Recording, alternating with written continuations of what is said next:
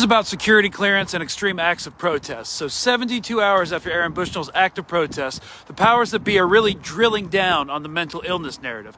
This is both very anticipated and very absurd for two reasons. Aaron Bushnell was a cyber specialist in an Air Force intelligence, surveillance, and reconnaissance unit, which means he directly interfaced with intelligence systems and architecture, which also means he had a security clearance, either a secret clearance or most likely a TSSCI security clearance. This is all reasonable supposition, but this stands for top secret, sensitive, compartmented information. To get that clearance, a number of prerequisites have to be met. Squeaky clean criminal record, no debt with the exceptions of a car payment and a reasonable home loan. They interview your high school friends, your guidance counselor, your family friends. You go through a psychological screening process with both written and verbal in-person sessions. I went to a psychiatrist as a kid for insomnia, so I had to go through even more processes than my buddies, for instance. I was confronted with parking violations from years before in a different part of the United States that I wasn't even aware I was issued.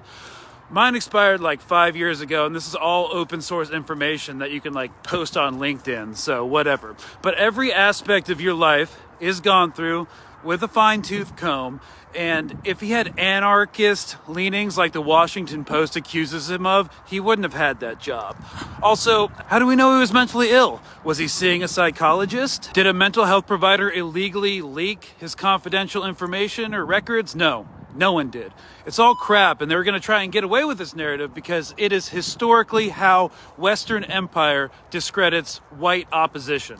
And when they can't discredit, they use legacy media to bury it and spread retroactive propaganda. It's why many Americans think people protesting against the Vietnam War were all a bunch of dirty hippies instead of millions of combat veterans, civil rights activists, environmentalists, college students, celebrities, academics. They condensed the whole movement to hippies because, wait, wasn't Charles Manson and his cult all hippies? So all hippies were crazy, so people opposed to the Vietnam War were crazy. But self-immolation has a historical precedent in American activism. Alice Hertz in 1965 against the Vietnam War. Norman Morrison in 1965 against the Vietnam War. In 2018, John Watts, a retired veteran, set himself on fire in front of the Georgia State Capitol. He was frustrated by the treatment he received from the Veterans Affairs Administration.